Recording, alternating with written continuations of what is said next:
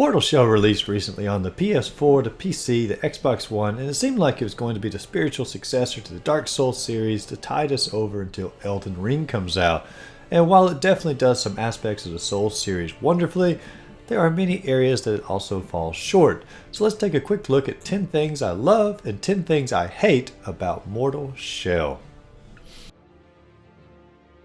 The world design in Mortal Shell is top-notch, with essentially 4 separate worlds to explore. Each one presents a unique theme where plenty of thought and detail went into their creations. Like with Dark Souls, each world is connecting within itself, where you discover passages to take you back to earlier areas for checkpoints. The enemy placement inside the worlds also provides enough shock value for the little guys, but then opens up for the larger fellas to give you that sense of anticipation. Of the 4 worlds, the Crypt of the Martyrs was by far my favorite, with these beautiful ice caverns and castle landscapes to explore.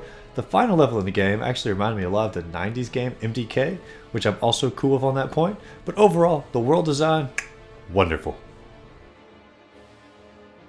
The enemies in Mortal Shell, while cool looking, are very limited in variation. There are only 27 different types of enemies in the entire game. Compare this to nearly 90 enemies in the first Dark Souls. Because of this lack of variation, it often feels like you're fighting the same enemies over and over and over just endlessly within a level. This is extremely evident at the very start of the game in Fulgrim when you fight after wave of brigands, and at the end of the game also when you're going through hordes of Noxurpers. More variety would have gone so far in making this game better just by engaging the player more and their enemies. Mortal Shell also got rid of a traditional leveling system in favor of just simply purchasing abilities, and at first I hated this. I wanted to spend my tar experience on leveling my character up to make them quicker and more powerful, not just simply to buy abilities. However, once I actually got to purchasing these abilities, I found them way more engaging and game-changing than I ever thought they would be. You can make it where your enemies explode, you can make it where you have unique falling attacks, and so much more.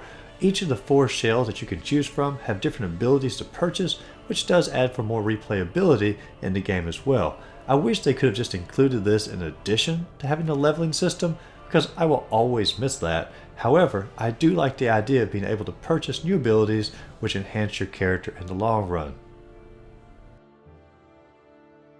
About 8 hours into the game, my favorite Shell character was maxed out with all the abilities that I could ever want to use with him. The ability system was cool and all, but it was over. Now I have no reason to fight any enemies because all the experience or the tar I would get from them, it would never be used.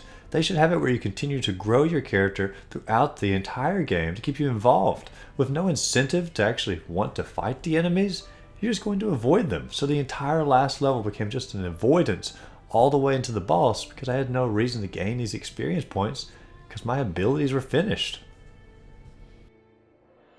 There are no shields in Mortal Shell. Now that sounds like a criticism. However, it's actually on the positive side. Instead of the shields, you have what's called a hardening ability, and you have the ability to harden yourself to block a blow. This ability replenishes itself about every 5 to 10 seconds and allows you to take a few more risky moves inside of combat. You jump in there, slice away, and instead of rolling back, just harden up and take the blow, and you stagger the enemy a little bit, and then you get a chance to roll away.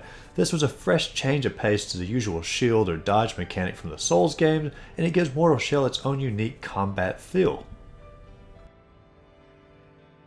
This issue almost ruined the entire game for me. The game has a very time-specific parrying system built into it, which I have no issue with that at all. I like games that focus on parrying, like Sekiro. However, in Mortal Shell, when timing that parry, there's a frame drop that happens about 90% of the time. This makes a very time-specific parry nearly impossible to complete, and a failed parry devastates your health, leading you to die very quickly. Now, I was playing on the PlayStation 4, and perhaps this is better on other platforms, but it is atrocious on the PlayStation.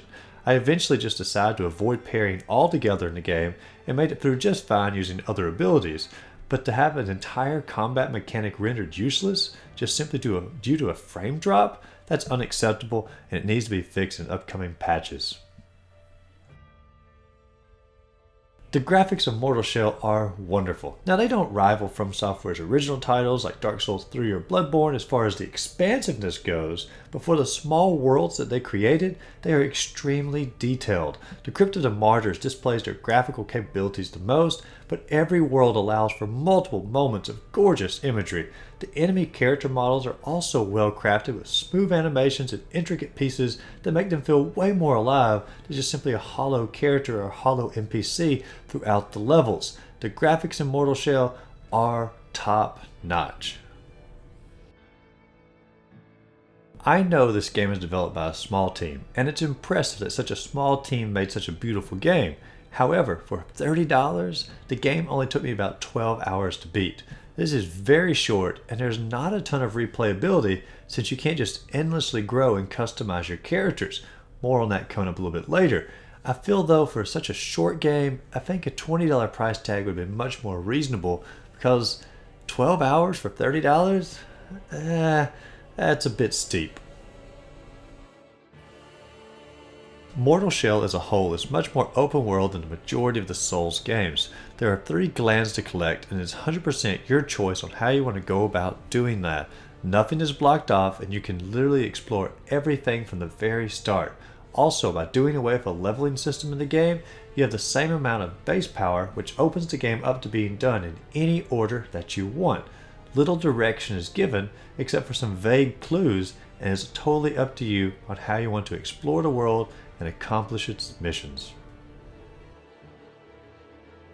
Nearly every enemy and boss in this game can be defeated with the same pattern of moves without fail. You lure the enemy out, you jump attack, harden, wait for them to attack your statue, they stagger, get a couple of hits in, roll back, and then you do it all over again. You will almost never even get hit during this process. Even the bosses fall victim to this. There is almost no fear of dying at all because of this mechanic. I understand some enemies being cheesed with a pattern of moves like this, but almost every single enemy? That's crazy that they didn't realize that this was possible and didn't try to put it into it.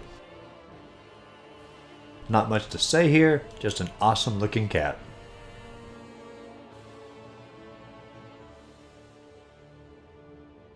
Not much to say here either, just not so awesome. While the Souls games may have crossbows and bow and arrow and things like that, Mortal Shell gives us a crossbow bazooka. I love everything about this weapon, from the loading and the reloading, the whole animation, to the aiming and the firing mechanic. When you fire a bolt off, you feel the power as it leaves and slams into that enemy. It's a great addition to the game. It makes me wish that every Souls game could have such a bazooka. There are plenty of small items to pick up during the game for power-ups. However, whenever you pick an item up, you have to use it just to learn what it does. This leads to you wasting so many items during the game, like squandering an item for health when your health is already full. Why couldn't the game just tell me that the item was used for health instead of making me waste it? But truth be told, most items are useless in the game anyway due to the ability to cheese every single enemy, so most players will never have to discover what any of the items do anyway. When you beat a dungeon or a world, you get to extract the glands, and the animations for this are absolutely amazing. Just take a look at a couple of them right here.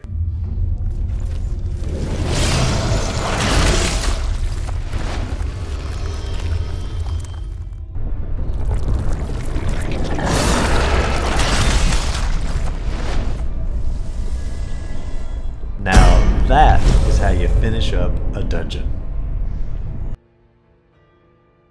Even though you don't really need any experience or tar for the majority of the game due to maxing out so early, I find it really odd that the bosses don't give you any experience at all when you defeat them.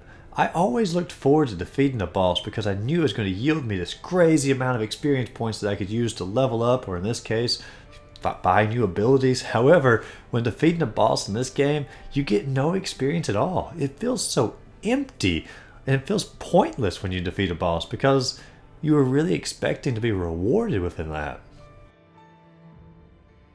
When you extract the glands at the close of a dungeon, you don't just simply get to teleport out of there. You don't just simply light a bonfire or light a lamp and head on your way. You have taken the heart from that dungeon, and the enemies, they know what you have done to their dungeon.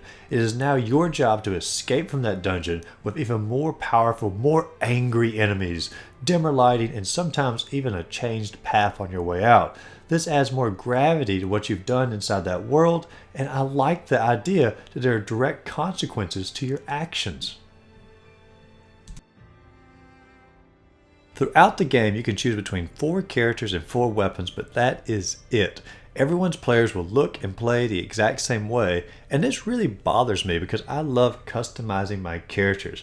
There's no new armor to get, no new swords, daggers, bows, shields, or anything to find within the levels to customize how you want your character to look or to fight.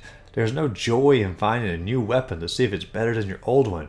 You just stick with what the game offers you and swapping between the 4 that are available. You can unlock abilities, but everyone who plays the game will have the same abilities unlocked by the end, so once again, everyone's character will be exactly the same. I like choosing character stats, armor, weapons, helmets, or even the boots. I like having the character being my own. This game strips away all of that from the player, which I find very sad. There's a small spoiler in the game, so feel free to skip ahead about 30 seconds to avoid. Alright, but I love the final boss in this game. The final boss in this game is actually the chain bird or snake you are helping free by delivering the glands to throughout.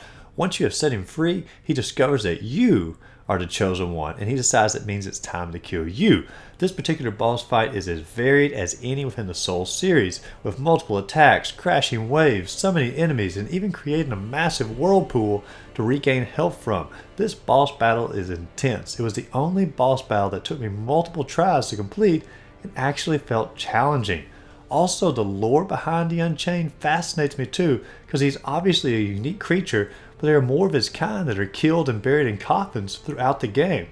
I'm not sure if he's lost all his feathers either, but the bare wings without feathers create this haunting image. This boss could easily fit into an actual From Software game. Most of the time the camera was completely fine, but sometimes in the game the camera would do some crazy things like get lost or get under the water, or would swap directions on you after a cutscene and you'd be running off in the wrong direction because you didn't know the camera had swapped angles for some reason. This all became very annoying very quickly within the game. Also, when you read a sign in the game, you are stuck reading that sign in this little cutscene until you hold the X button for several seconds. You should just simply be able to push the X button to get out of that, because this allows enemies to attack you and sometimes leading to your death because you couldn't stop reading the sign fast enough. Just imagine that being on your gravestone as the reason that you died. Overall, which I find very sad, overall, Mortal Shell is not a bad game, but it's not a great game either. For a small development team, I am impressed with a lot of the things that they did. However, for the price and for the hype, I was expecting a great deal more from it and a bit more polished product as well. If you enjoyed this video though, be sure to like and subscribe to the channel, but go out there, find a great game to play, just simply have a great rest of the day.